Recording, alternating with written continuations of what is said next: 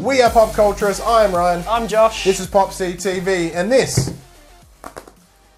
Was I meant to do it too? Sure, why not? This is This is our collected lab reports. All the news that you need to know about from this week in pop culture. Almost. The basis is there. It needs a bit of refinement. If you're following along every week, we're trying to get a new intro. And I think that one was pretty much nailed on the head. I didn't throughout it. Just spent an hour and a half talking about it, and none of that is what we spoke about. Not even a little bit. No, wing it. He says we'll be fine. How in the hell are you? I am good, and I know that you've been doing this as well. We have both been playing Ratchet and Clank since yesterday. Now, unlike our friends at Load Screen and Just Game and those jerks, we didn't get any. We obviously didn't get a media copy. No, because we're faithful to the devs and we pay for it and we care. And the site wasn't ready yet, so we can be like, and that too. Yeah. But can I get a copy to write for my thing? What thing? I can't show you yet. It's like, it's not finished.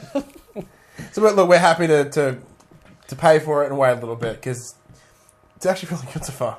It's so much fun. It's fucking gorgeous. I was initially really concerned. Like, everyone is just like talking at this game up so hard. Okay, yeah. But everyone is 100% right. Mm-hmm. It is so pretty. It plays really well. Like, it's comfortable, right? Yeah. See, I never played Ratchet and Clank growing up, so I really enjoyed coming into it. I think I played like once at Harvey Norman on like a PS2 thing. Because some of the things seem really familiar, but some of it doesn't. Yeah, okay. But I love it. It's really, really good. Yep. And I'll review it. I got all the time. I don't. And the world got really busy. I'm staying up so late to try to get it done. I should have something done by Sunday. Yeah, fingers crossed. But the week is the goal. But you know what we have right now... One thing that does keep us busy at the moment is these lab reports. Keeping in the PlayStation theme, let's start off with number one. This week, I believe, marks the 1 year anniversary between PlayStation and Spotify for PlayStation Music. Oh, happy anniversary. I know, right? That's cute. It's awesome. So since March of last year, these guys have streamed over 5 billion different streams. Wow. With the most common artists, as you would expect, to be Drake, Eminem, Justin Bieber, and one of the newest people to the industry, The Weeknd. Very... Do you know any of those are? You read that and I'm like, I am so out of touch. Eminem, got it. Bieber, I fucking hate him. The rest of them, I don't know. Continue. You just wait till we get to the songs and you'll feel more out of touch again. So let's have a look. So the most common played song though is "Lean On" featuring Mo and DJ Snake by Major Lazer. Hang on, is that the? The Woody Woodpecker song, that one. Got it. Along with "See You Again" by Wiz Khalifa from the Fast and the Furious soundtrack, "Can't Feel My Face" by The Weeknd, and "Hotline Bling" by Drake. I know all those songs. I know all those songs, but only because of memes on Facebook. That's true. I have no idea. But luckily for you, what PlayStation and Spotify are doing is, obviously because Spotify has such a massive and impressive backlog, they have gaming soundtracks as well. And the most common ones are the music of Grand Theft Auto, Volume 1, original music, so the actual score of Grand Theft Auto. Okay. The Last of Us soundtrack. Oh. Yeah. Rocket League, official game soundtrack. The Witcher 3, Wild Hunt soundtrack. I love me a good RPG soundtrack. And Minecraft, Volume Alpha, which I've not heard, but I'm interested. They've also done some tests to find out when most the listening's happening. Yep. Majority of listeners are happening across on Saturdays across all Sony platforms, but it appears that around 8 p.m. on a Friday is where the gamers start their party time. Because gamers, like 8 p.m. Friday, it's weekend. Yeah. It is game time from 8 p.m. Friday till 8 p.m. Sunday.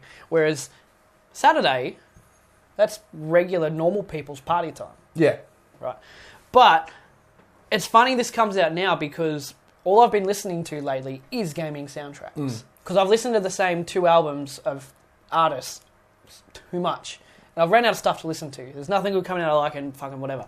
But I have been listening to The Last of Us, Until Dawn, Persona 4, just the whole soundtrack. See, and it's funny enough that they mention this because I've only just discovered Spotify for the first time. Like, I knew it existed, but I never made the jump. I was like, my iPod has like 10,000 songs on it. I don't need this crap. And then I get it. I'm like, this has so much. Like, right now I'm listening... So with work, luckily I can have headphones on with what I'm doing at the moment, right? So I'm sitting there just typing stuff up, doing things, and I've got nothing in the background. The rock of the 2000s, which is just nu metal, and I'm like, I'm a teenager again. I know when you first discovered it because we're playing the Division, and I could hear everything you were listening to through your microphone. Because I was singing. Fucking like 90s smash hits. And I was like, awesome. This is awesome. It was really good times. So happy anniversary for them. That's amazing. Any word if they're adding more gaming soundtracks down the line? I would imagine so. One thing I didn't know though, I think you can listen to it while you're playing almost any game. I think it's like an overlay. Huh. I didn't know that. That's because I'm sitting, like I was playing the Division, I'm like, listen to music. So I just turn the TV down and play it off my phone like an idiot. I could have been playing off my console this whole time. Well, that's good because, that would have been good to know last week because I was hammering Diablo 3 to try to platinum it. And I don't need to hear a thing in that game. I've put in over probably 300 hours. Yeah. So it would have been nice to have something to listen to in the back. Okay. Would have been. Would have been. Could have been. Should have been. What could be? Number 2. Ooh, nice Number one. 2. I'm learning. You're learning the art. I'm getting there. Come on. Because... if you listen to any of our old radio podcasts, you'll hear how fucking horrible I am at them. There was no segues. But they were so bad that we couldn't even, it would halt conversation. It would, but... And which radio is not really a good thing. You have a little stroke, just hearing it. Huh? But then if there's a really good one, we'd be like, that's a good segue. Yeah. And it would ruin... Yeah, because you'd call attention to it. Yeah, you'd completely ruin a good segue. Anyway, number 2, Warner Brothers and Rocksteady Studios are reportedly releasing Batman Return to Arkham HD Collection on June 10.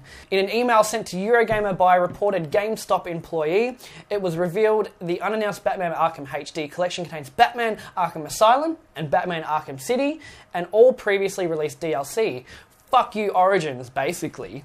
Gameplay visuals have also been optimised for PlayStation 4 and Xbox One. According to the email, pre-orders go live on April 19th, so you can do it now. The collection won't include Batman Arkham Origins, which was developed by Warner Brothers Montreal studio, or Batman Arkham Knight, obviously, which was released last year. In February, a Mac and Linux port for Arkham Knight was suspended. Yes, because it was appalling. Because it was horrible. This is interesting for me. I don't see why leave Arkham Origins out. I get it. I get the Rocksteady trilogy, but Arkham Origins is still a part of the Arkham game series. Yes, like it is good, and I sort of enjoyed it, but a lot of it was also sort of garbage. And like it had a lot of game breaky things. Like I know multiple times I'd try to fly across a bridge and the game would just freeze. Okay, and I heard people like falling through the world, but that kind of shit happens in Arkham Knight as well, and that's made by Rocksteady. Yeah, Rocksteady couldn't even get a PC version to work. Yeah. Not that they were doing it, because someone else was doing it, but like... it should have been in there, is what I'm saying. If any, because I know I was listening to something else today, and they were sort of talking along the lines of, well, maybe it's a space issue on the disc. If it is, why not make it a digital download? You got all the Uncharted games on there. Yeah.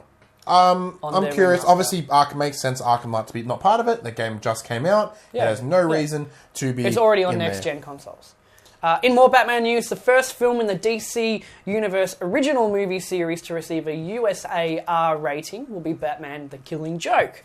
Entertainment Weekly says that this has been confirmed by Warner Brothers Home Entertainment Division. In addition, this will be just the second Batman film, lost my spot, to receive the restricted rating after the extended home release of Batman v Superman: Dawn of Justice. Batman: The Killing Joke is an animated movie and will be coming straight to DVD and Blu-ray. It will be debuting at this year's San Diego Comic-Con, which we won't be attending again, and will be coming to homes later this year, although no set release is scheduled was an option for us to go. We are never fucking going to this thing. Cool. I have a cat hair in my mouth. Cool. Talk. So USA R rating for us... Stupid Rufus. Is the equivalent of an MA, correct? Yes, it's about a hard MA for us, yeah. A hard MA? Yeah. What do you mean?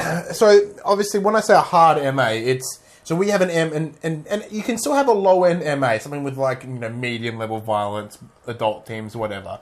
But like a hard MA would be like strong violence, strong as strong as you can get without actually getting an R. Yeah, pretty much. Okay. So what is our R equivalent in US? NC-17, okay, which is not classified. Ooh. Sounds like a fun genre of movies to watch. It's all snuff films. Look, to me, this is great. They're going to be able to actually tell that story and give that story justice. Yeah. Even The Dark Knight Returns did not have an R rating. It was, no. Whatever. Did you PG-13 watch the 10-minute behind the scenes I linked on Facebook? No, I stepped away. I'm like, I'm just going to wait. I'm just going to enjoy it when it comes out because I know I'm going to love it. It doesn't give away much of the movie, but you get to hear like Mark Hamill talking about reprising the role, Kevin Conroy talking about it. They're filling it to get more screen time because the book's actually really kind of short in itself. They're giving a lot more backstory to Barbara Gordon as well. You get to follow her initially a bit more as Batgirl. So I guess the new watchers have more of an attachment to her when certain events happen. So cool. It's in fucking good hands. I can't wait. Yeah, look, I have nothing but faith when it comes to these movies. They get handled really, really well. And other people that handle things really, really well is Rockstar Games and Take-Two Interactive, which, rumour has it, Red Dead Redemption 2. Just before you continue with that, on its way. Remember when we started our show? We don't report on rumours and speculation. Here's our rumours and speculation. They're fun because they are fun. They're good conversational topics. Talk about. Yeah. So the map to Red Dead Redemption 2, a long-rumoured sequel to Red Dead Redemption, has reportedly been leaked online. The first posted on NeoGAF, but later taken down. The post on NeoGAF is stating that it is real and, quote, very recent, end quote, art direction model. An independent source confirmed this to TechRadar. The source also told TechRadar that Red Dead Redemption 2 would be a prequel and the map will be set just to the east of the original Red Dead Redemption map. In the bottom left of the map, the Great Plains and Black Water can be seen. These locations featured very heavily in Red Dead Redemption 1. What's also interesting is the increase of water and islands on the map, suggesting that swimming, boating could potentially be new ways of transportation. It also looks like players will be able to traverse many different terrains, including plains, desert, swamps, and snowy mountains. Although Red Dead Redemption 2 has never been officially announced, Take-Two has said the original game is part of a, quote, permanent franchise. Now, I loved this game when it came out. Never played it. Are you kidding me? I don't even own it. You have a PS3 still? Yeah. Where is it, your house? No. Okay. This is one of my regrets because I've been going through the PS3 greats that I never played because we were in a bit of a dead spot for games at the moment. We were. So, it was Uncharted, it's Mass Effect, the Trilogy, and Red Dead. They're all on my list to get through. Well, I've got it here if you want to borrow it. You just need a PS3. Yeah. I've got one, but a friend has it at the moment. Look, this game is awesome. There's so many good things in it that they ended up bringing across to GTA. GTAs and whatnot. Like, it's such a foundation. Tom Marsden? Yeah, that sounds right. John Marsden. John Marsden is such a gripping character, and I don't know, it has such a good story. From the limited amount of Red Dead I've seen, does he have the same kind of grit character that like Joel from The Last of Us? A little bit. It's a little bit of a dude. It's a bit of a sort of a damaged character, and it's just sort of like it's sort of a commentary on the way of the West dying and sort of changing with times. A lot of these interesting things they sort of are rumored to happen, like different regions and different terrains, which is really cool. So a lot of Red Dead Redemption was mostly desert on horseback, and there was some trains and wildlife in this game is insane. Like which once again brought across to GTA 5. I have watched a fair few like glitchy wildlife videos on Red Dead on YouTube. Yeah. Like flying cougars or whatever. It's just funny. Or people. Yeah. Look, it's one of the best games, except for maybe The Witcher, even which is sort of itchy, interesting on horses. It's one of the best horses you'll ever play in a game. Okay. Riding horses in this game is excellent. It's rewarding. Then they released that zombie, Undead Nightmare, which I didn't finish because I'd kind of exhausted from zombies at that point. Yeah. But I might go back. And the multiplayer was also a lot of fun too. Did you ever experience any like glitchy? Not in my playthrough, no. But speaking of multiplayer, we know what a lot of people are experiencing glitches in. I saw you were trying to do it, but I thought that was a team segue. That we had to fight for it though. Fuck you just a little bit.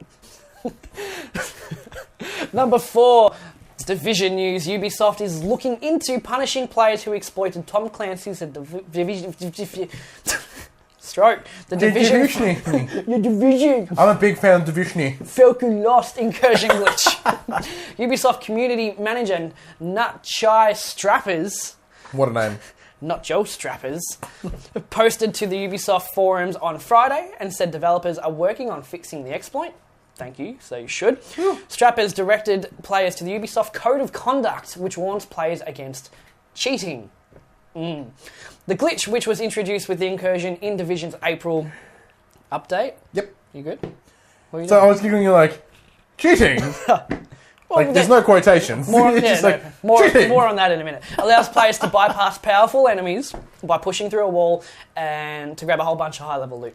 It also causes the game to fail to recognise that you have grabbed said loot, meaning the game's once-per-week limit on claim isn't enforced, letting exploiting players progress far faster than would normally be possible.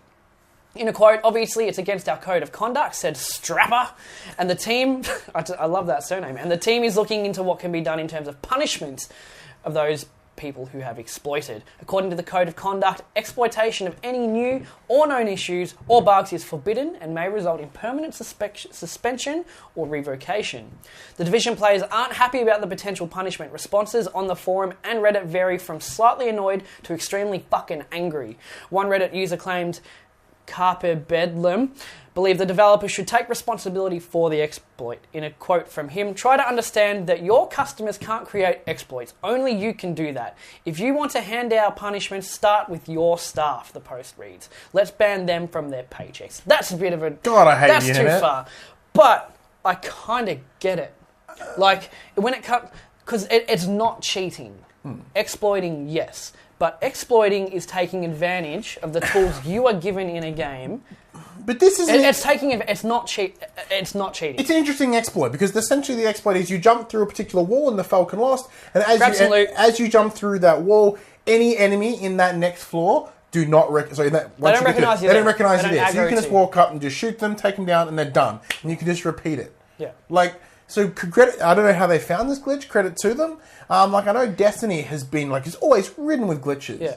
But, tablet's dead. I'll slide my tea. But this is one of many glitches in the Division. With Destiny, what they would do instead of being no, I shouldn't have done it, then they fix it.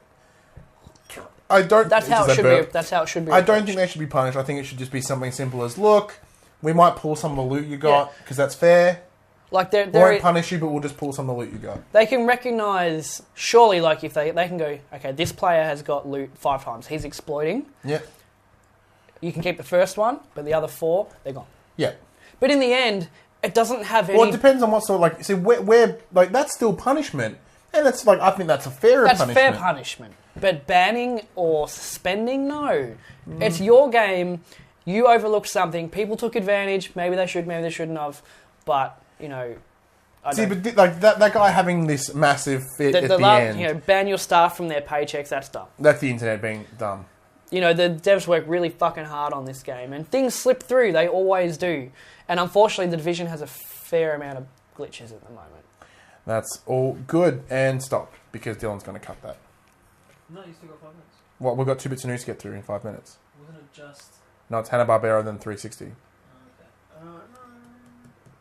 Do you want to do one more then? Alright. So you have to put it, obviously, yeah. Cool. Alright, so the next bit of news is that Warner Brothers has announced that they announced the title for the upcoming Scooby... What number news topic? Number 5. Okay, thank you. Warner Brothers has announced the title of their new upcoming Scooby-Doo reboot, as well as plans for a further Hanna Barbera movie universe in a sizzle reel at CinemaCon 2016. The new Scooby-Doo, titled SCOOB, as in an acronym, is planned for a 2018 release, and according to Slash Film, it will be the first of several potentially interlocking Hanna Barbera movies. Warner Brothers hasn't said yet how this will all work or what cartoons it may be looking at for future films. But with Hanna Barbera roster has plenty of options. It's got Johnny Quest, the Flintstones, the Jetsons, Yogi Bear, the Smurfs, and more fall under the Hanna Barbera license. ones. Although some of these rights now reside with other studios. None of those properties interlock at all. What do you mean? The Jetsons and the Flintstones exist. They've been in crossovers. Yeah, but no, they shouldn't be. Not in this day and age. I'm 100% down. They shouldn't be. They're just. You're going to have fucking like Scooby-Doo investigate like why Chick Smurf is being over-sexualized in the Smurf community. Like, no. Look, I've just watched the 1994 Flintstones movie. The archaeology is on the website popculturist.com, and I like that movie is interesting because they built such an incredible world. The story is kind of average, but they built an incredible world, and I'd like to see more of that. If they're going to, I don't know how they're going to do it, but I'm a little bit interested. But Warner Brothers don't have I don't believe they have the rights to Flintstones because Flintstones was made. That movie was made by Universal, and I assume they still hold the rights.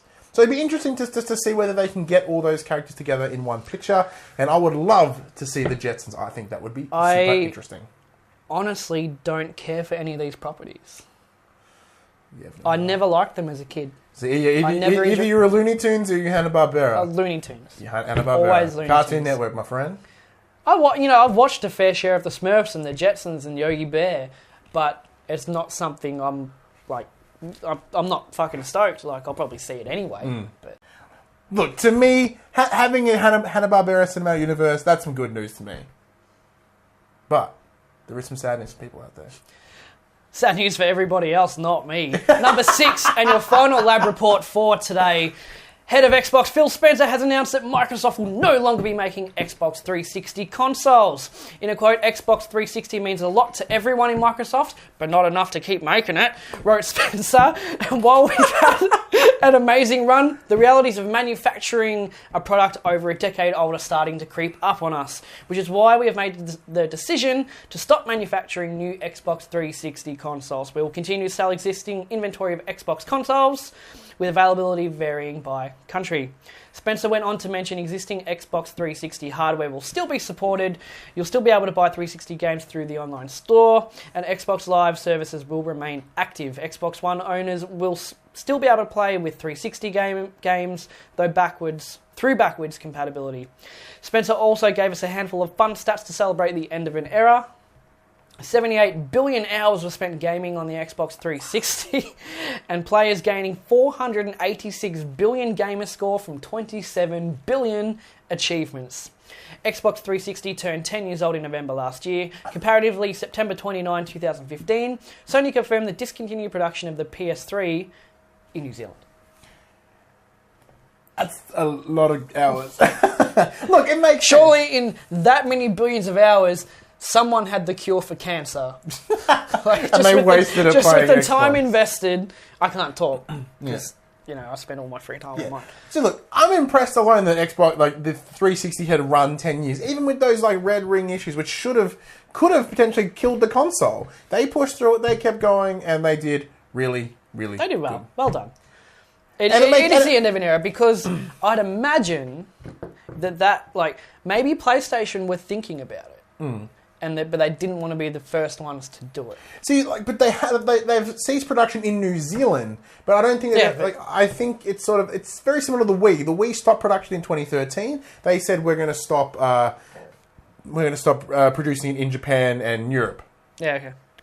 Which is their way of saying we've stopped it, but it's just these two locations. Well, Some once you places stop still it in make Japan, that's it. Because Japan, that outsells everywhere else. This is like I think PlayStation were done as well. They ended it last year, so congratulations to Xbox for going a little bit longer. But they don't need the 360 anymore. With the Xbox One having the backwards compatibility, there is literally no need. And they're always adding more games onto the backwards compatibility. On a good note, though, it means they're probably going to be cheaper. I've never had a 360. I might pick one up. No, you won't. No, not because we have Dylan's Xbox One in the house. I want to play games with that. There you go.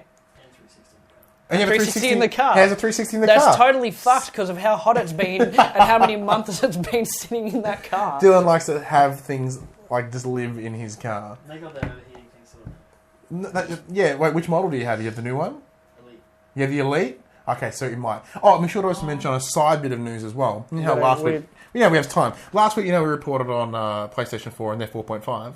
Rumour has that Xbox are doing the same thing, Xbox 1.5. They're looking into it, which is fascinating. Fascinating. It could have just come off the back of the Neo announcement. Popculturist.com. There's a lab report there. You should totally check it out. No one could hear that. Popculturist.com. Just go there. Dylan's doing the thing. Dylan's doing the thing. Go. And he's got to wrap it up. This has been this week's Lab Reports. Shit! Fuck. That was this week's Lab Reports. Thank you for watching. We'll be back with our part 2. What are we calling it? Experiment. We're going to try that. Just come back for the next one. Just go with it. Like Facebook, Twitter, everything. That's a train wreck. Subscribe downstairs. Downstairs. It's done. Yeah. Finish it. It's done. Downstairs. Bye.